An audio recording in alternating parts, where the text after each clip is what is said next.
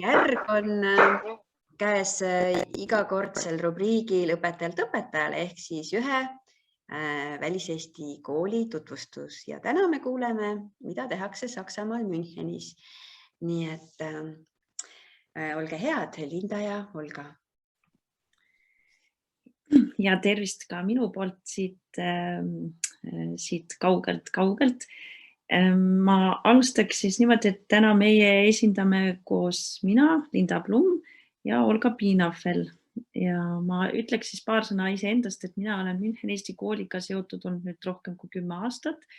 Jõudsin ma sinna, nagu ma arvan, suht tavaliselt, et kolides välismaale sooviga pakkuda oma lastele eesti keelt ja Münchenis selline kool oli täitsa olemas ja väga aktiivse lapsevanemana võtsin lapsed näppu vahele ja läksime kohale ja nii minu tee seal koolis esialgu alguse saigi. Ja meie Olgaga oleme siis, et mina olen Olgast natuke kauem kooli juures olnud, Olga natuke vähem olnud, aga meie oleme, ma ütleks siis 2 aktiivset ja motiveeritud Eesti entusiasti, kes soovivad ka seda eesti keelt siis võõrsil pakkuda läbi siis oma Müncheni Eesti kooli. Ja ma jagaks siis korra ekraani, meil on ka tehtud väike esitlus.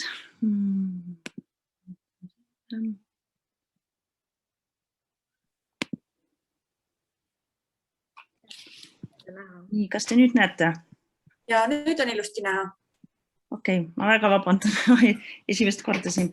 Et ma alustan siis selle logo, ma natuke kirjeldan selle logoga, et selle logo mõte sai meil koostöös eelmise Müncheni Eesti kooli siis eestvedajaga Karin Ladvast-Solleriga, et sai pandud siis sinna sisse rukkilill, suitsupääsuke ja seal te näete, on see pääsuke hoiab jalgade vahel preetset, mis on siis väga kultuuri osa Baieri hommikusöögist, mida kõik lapsed ja täiskasvanud söövad, ka minu lapsed kaasa arvatud, kes alati küsivad, et millal saab preetset süüa. See on selline siis pigem nagu soolane sai, ja millel on peale puistatud siis soolakristallid, mida siis süüakse, sinna pannakse kas võid vahele, siis vorsti, salatit, või süüakse niisama, et kuidas keegi. See on siis väike meie kooli lugu kohta. Et meie kool siis on juba aastast 2007 toimetanud, et järgmisel aastal täitub juba 15 aastat. Ja kool sai algselt alguse siis beebi- ja mängurühmast ja nüüd on välja kasvanud siis igakuisteks kohtumisteks läbi pühapäevakooli formaadi. Ma kõiki punkte siin ette ei loe, et ma lihtsalt räägin mõned siis märksõnad täpsemalt, et meie praeguse kooli siis ka põhieesmärk on pakkuda võimalust ja võimaluse ma panin suurte tähtedega, et see on võimalus, et me ei kohusta mitte kedagi, et ka samuti ei kohusta kodutöid tegema, et kes soovivad ja eelkõige just lapsevanemad on need, kes soovivad oma lapsi kooli tuua, osa saada siis eesti keelest, et meie siis saame pakkuda seda võimalust. Ja ma annan siis, ja koolis on meil siis 3 rühma praegu, kes meil siis käivad, kuidas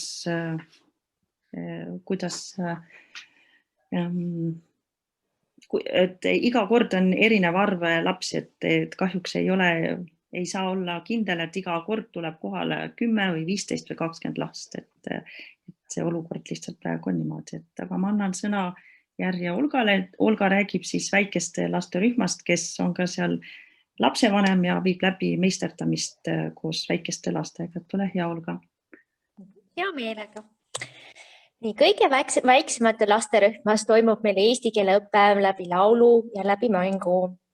Meie lapsed on kõige pisemad, ja muidugi paljud neist on koos emmedega ja issidega tunnis, aga on ka mõned, kes ka juba täitsa iseseisvad ja üksi ka tundi jäävad. Tundi me alustame kogu aeg koos tervituslauluga. Meil on tegelikult 2 erinevad. Üks on tere hommikust, Eesti koolis oleme. Minu nimi Olga on ja nii edasi. Või kes on täna meiega, et kes on täna meiega, Olga on täna meiega ja nii edasi. Siis loeme ikka kindlasti kõik lapsed üle.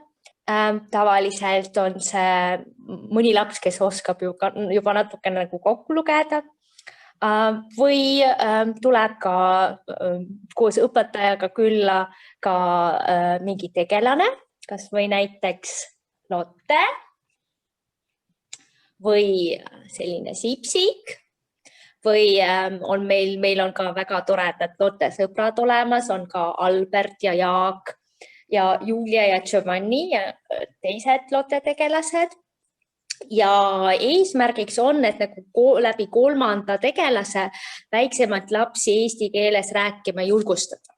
Ja see töötab tegelikult väga-väga hästi, sest et Lotte on nii armas, tal on nii armsad suured sinised, helesinised silmad. Ta on nii pehme, ta saab sulle käpukese anda, ta saab sind kollistada. Ja lastele see väga-väga meeldib ja see distantsõpetaja ja lapse vahel kaob hästi-hästi kiiresti ära. Siis me iga tunnil kindlasti õpime ka mingi uue laulu. Kuna meil on emmed ja issid kaasas, soovitame me emmedele ja issidele ka sihukest toredat lauluraamatut kaasa võtta ja siis on ka emmedele ja issidele väike abi olemas, et kui mõned sõnad on juba nagu peast ära kadunud, siis saab ka siia hästi toredasti vaadata. Siis me teeme ka mõnikord, teeme joogat, meil on joogakaardid. Siin saab näiteks koera teha või karu või küünlad.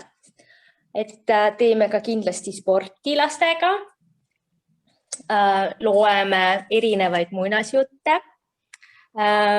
Siis on meil ka väga toredad ise tehtud padjakesed olemas. Erinevaid, nendega saab ka väga toredasti mängida, neid saab näiteks õla peale panna või pea peale panna või otse kokku niimoodi panna. Saab ka nagu õigele padjakesele ka õige looma nagu juurde või peale niimoodi panna. See lastele ka hästi väga-väga meeldib. Nii, siis on meil ka kindlasti vaja iga kord rongilaulu laulda, et see on meie lastel täitsa lemmiks Heleniki rongisõidulaul. Ja muidugi Kes aias, et Kes aias on ka väga-väga tähtis, et seda me laulame ja tantsime iga kord.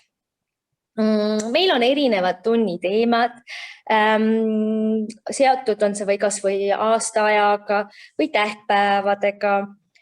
Jõuludel me väga hea meelega küpsetame ka piparkooke koos ja meil on ka väga-väga tore ja huvitav jõulupidu lastele ka tehtud. Teises tunnis, et meil pisikesed on nii tublid, et nad ei tee ainult 1 tundi, vaid pausi pärast nad teevad ka 2 tundi ja 2. tund on meil tavalised meisterdamine. Et me mõtleme ka erinevaid asju välja, sest mul on siin ka 2 täidist kaasas, näiteks niisugune käpik ja 1 mütsikene. Et saab niimoodi lastega meisterdada ja see lastele väga meeldib ja siis saab nagu lapsega meisterdamise ajal ka nendes asjadest rääkida või värvidest rääkida. Et see nagu töötab ka väga-väga hästi. Nüüd ma annaks Linda sulle hea meelega sõna tagasi. Ja aitäh sulle, Olga. Et ma lähen nüüd Olga jutust edasi siis nüüd eelkooli ja koolilaste juurde, mida ka mina lastele õpetan, et meie rühmas siis on siis laste vanus on siis, meil ei ole kindlat reeglit, aga meie koostöös lastevanemate ja õpetajad omavahel soovitame siis lapsevanemale, et kui me näeme, et lapse keeleline tase on juba selles beebirühmas natuke, talle jääb liiga lihtsaks seal, et ta tuleks siis sinna eelkooli ja koolilaste rühma. Ja eelkooli ja koolilaste rühmas siis kui on 4-aastane või 5-aastane, et loomulikult ei ole kohustus, et laps peab oskama lugeda või kirjutada, aga seal rühmas lapsed saavad ka omale siis töövihikut ühe abivahendina, mida me siis oma tundides kasutame ja mida ka lapsed saavad endale koju kaasa. Sellel aastal näiteks me oleme lastele välja valinud Pilvi Kula raamatu Mina loen ja kirjutan ja kooli minevatele lastele on siis neil eesti keele töövihik esimesele klassile, no siin on küll 3. osa, aga on 1. osa. Et kuna sellel aastal on meie laste keeleline, ütleme siis, oskus natuke nõrgem eelmistest aastatest, et vastavalt sellele on ka see töövihiku valik selline, et lastel ei kaoks see motivatsioon ära, et kui esimeses beebirühmas on kõik väga tored, laulad ja teed, et ka selles teises rühmas see motivatsioon ikkagi lastel püsiks. Ja minu tundides siis meil on samamoodi tunnid kas aastaaegadele või on tähtpäevadele või on ka siis erinevad teemad, mida ma põimin siis sinna sisse. Et tundi alustame ka alati, kus lapsed saavad mõistatada, millest me täna tundi räägime. Näiteks olen kasutanud sellist meetodit, et võtan ühe värvilise koti, mille sisse panen erinevad asjad, näiteks käbi, kivi, lusika ja iga laps tuleb minu juurde ja võtab sealt kinnisest kotist ühe asja, aga teistele ta ei näita seda ja ta peab siis kirjeldama seda eset, mille ta omale sõrme vahele võttis, ta ise saab seda vaadata, võtab kotist välja ja siis ta kirjeldab, et ta nagu stiilis aliase mäng. Aga loomulikult see mäng on siis vastavalt lapse vanusele ka, et kui on 4-aastane või 6-aastane, et siis ma abistan teda seal natuke selle juures ja loomulikult ka tuleb siinkohal see lapse keeleline nagu oskus, kuidas ta suudab ennast eesti keeles väljendada. Või siis tuleb teine laps appi sellele lapsele ja nad koos seletavad teistele lastele. Neile alati see väga meeldib, et ise midagi rääkida, et see mängu moment on hästi oluline selle rühma juures. Siis kuna ma ütlesin, et seal on erinevas vanuses, siis meil on ka tegemist nii-öelda liitrühmaga, mis paneb siis õpetaja nii-öelda natuke võib-olla keerulisemasse olukorda, et sul on erineva keeletasemega, sul on erineva vanusega lapsed, aga et seda tundi üheks liita, siis sa pead kõigi lasteni jõudma siis nende teemadega, mis me siis selle igaks tunniks ette valmistame. Ja murekohaks on näiteks kindlasti see, et kui ma tõin välja, et meie kool on võimalus ja meie koolis kindlasti siis eelkooli ja koolilapsed ka kindlasti pakume neile võimalust, et nad saavad nii lugeda, kirjutada ja ka rääkida, mis on väga oluline keele omandamise juures. Aga murekohaks on kindlasti ka siin see, et lapse vanemad siis vastavalt oma valikute tõttu ei jätka seda õpet siis kahjuks kodus, et on ka selliseid näiteid, kus isa, kes on eestikeelne ja ema on saksakeelne, siis isa loobub eesti keele rääkimisest oma lastega, et siis kahjuks me neid näiteid on rohkem, kus neid lapsed tulevad siis sinna eelkooli rühma ja neid nagu lükatakse külma vette, et siis on õpetajal väga raske leida seda ühist keelt selle lapsega, et miks ma nüüd peaksin seda tegema, et mis see huvi pärast selle tunni lõppemist mul peaks edasi olema, et see on see selline murekoht meil. Aga on ka kindlasti palju tublisi vanemaid, kes soovivad ja tahavad seda eesti keelt nii-öelda ka pärast kooli lastega edasi teha. Nii, ma nüüd näitan järgmist. Ja siis meie muud tegemised, mis meie koolis on, et me iga-aastaselt on meil jaanipäeva tähistamised Algois ja seda korraldab siis meil Karin Ladva-Zoller.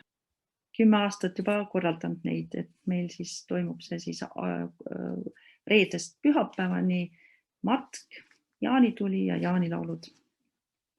Mina olen siis üle võtnud peale seda, kui Piret Suit Eesti kooli juures oli ja toimetas, et tervitused talle kuskile kaugele, kus ta praegu on, et ta enam meie juures ei ole, et tema alustas ka Müncheni Eesti kooli matkadega Eestimaal, mis siis tähendab seda, et iga aasta augustis toimuvad meil 3 päeval silmaringi avardavad retked. Ja seal, et sellel aastal näiteks me kohtusime Otepääl, tegime Otepää ja Valgamaaga tutvust. Eelmisel aastal me käisime Hiiumaal, oleme käinud ka Setomaal, Haapsalus ja Ida-Virumaal ja teistes kohtades, et Eestimaal on väga palju avastamist ja igal aastal on see suur äratundmisrõõm, kus lapsed ja saavad kohe oma silma ja käega katsuda, lugeda, rääkida, küsida oma tuttavas eesti keele keskkonnas neid asju, mida me koolis näitame paberi ja raamatu kaudu. Selle ma tooksin välja. Ja siis külalised, kes meil on käinud, osad külalised on juba käinud enne, kui mina selle kooliga liitusin, et ma toon siit välja, siin on ikoonid, et Eesti Rahva Muuseumist. Ma tegin nendega enne seda keerulist aega, kui see algas, oli meil huvitav koostöö, kus iga vabariigi aastapäeval ma kutsusin Eesti Rahva Muuseumist, tuli üks giidpedagoog, kes siis tegi meile väga huvitavaid siis programme. Meie juures käisid siis Virve Tuubel käis, Anti Lillak on käinud, Natalia Püllu käis meie juures, on käinud.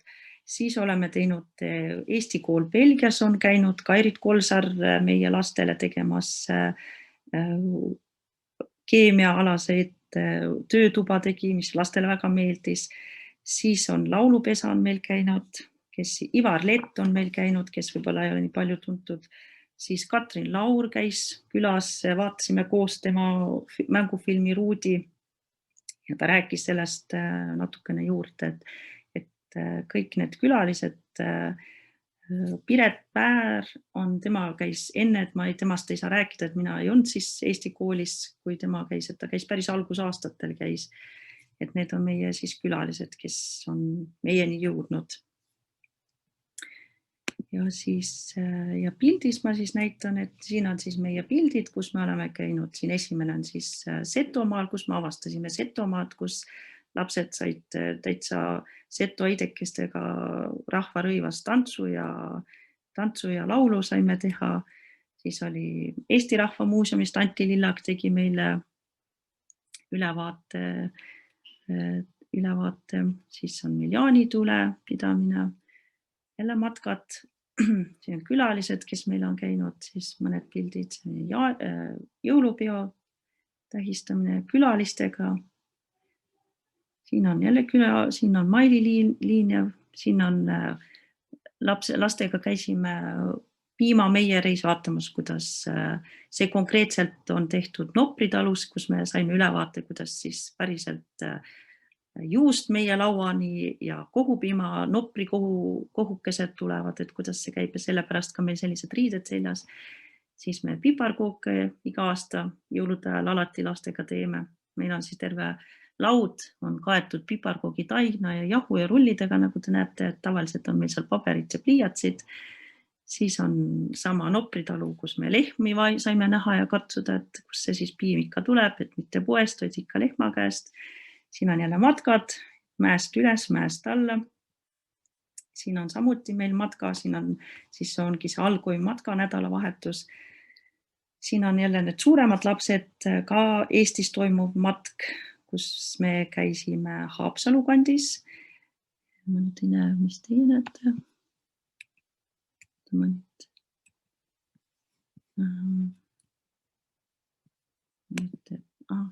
Siis on siin koolipere meil. Siin on meil jõulude ajal on meil traditsiooniks, et kõik lapsed meil, kes oskavad mõnda pilli, näiteks klaverit, meil on klaver, akordion, trompet oli ja lapsed ise mängivad oma lugusi siis meile, et see on siis meie muusika meie jõulupidudel.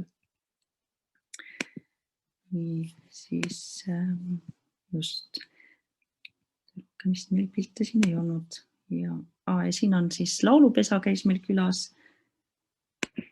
Just ja siis siin on meie siis koolipered, kes meil praegu siin toimetavad, et Karin Ladvat-Sollerit siin pildi peal ei ole, et tema on meil suur abijõud ja toetab meid oma tegemistes ja asjades, et sellega ma lõpetaksin. Aitäh!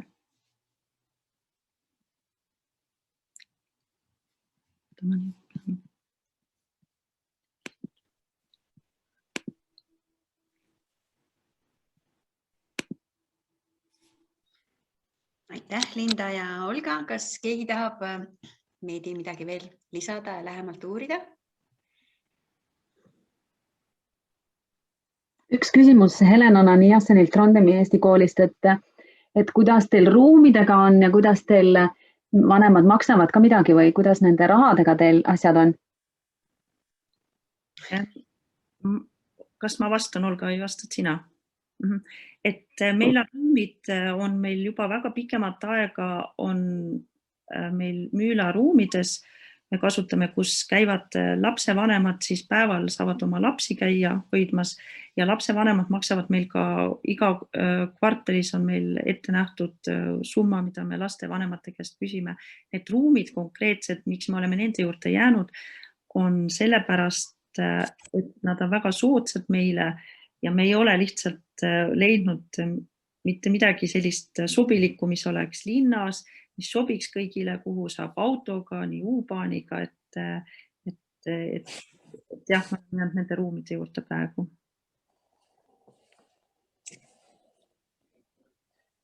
Minul oleks üks küsimus. Nagu ma aru sain, on teil eelkooliealiste grupp ja kooliealiste grupp. Üldse, kui palju on teil gruppides lapsi, näiteks ka väikestel, kus ma lugesin, et on 9-6 kuni seal 5-aastased, et kui mitu last selles grupis on ja kuidas see töö, kas ei sega, sest meie lapsevanemad ütlevad isegi selles juhus, et kui meil on 2-aastane koos ja meil on seal 4-5-aastane koos, siis tuleb kohe, et miks minu laps peab titadega koos olema, ta ei õpi midagi. Kas teil seda probleemi ei ole? Meil on, kuna meie need ruumid, mida me rendime, et meil on seal 3 erinevat ruumi ja me paneme siis kõige väiksemad lapsed, me viime kõige tagumisse ruumi ja meil on uksed vahel ja uksed on kinni ja lapsevanemad on seal kõige tagumises ja siis need, kes on suuremad lapsed, tulevad ettepoole, ja see küsimus sinule, et ma ei taha titarühmas olla, et meil on jälle pigem vastupidi, et lapsed tahavad olla seal beebirühmas, sellepärast, et seal on väga tore, et seal ei pea lugema ja kirjutama ja seal saab ainult laulda ja meisterdada, et see oleneb väga lapsest ja lapsevanemast, et nagu ma ütlesin, et me pakume võimalust, et me ei sunni kedagi, aga me alati nagu konsulteerime ka siis lapsevanemaga, et me leiaksime, et ta areneks selles rühmas natuke rohkem, et võib-olla on lapsevanemad need, kes on natuke kardavad seda last panna sinna edasi järgmisesse rühma, et ta ka areneks edasi, et loomulikult on tore laulda ja lotega tegeleda, et aga meie eelkoolirühmas me teeme ka läbi mängu ja anname nendele lastele võimalust, aga see on ikkagi kinni lapsevanemas, et kes teinekord, ma ütleks, võib-olla nagu pidurdab seda protsessi, et me peame õpetajatena nagu veenma siis lapsevanemaid, et jah, et me ikkagi leiame, et ta võiks ikkagi minna sinna, et ta areneb ka keeleliselt rohkem, et see on jah selline, kuidas kunagi, et oleneb väga lapsest ja lapsevanemast siis, mis meile siis konkreetselt ette satub, et me tuleb lähtuva nagu individuaalselt läheneda.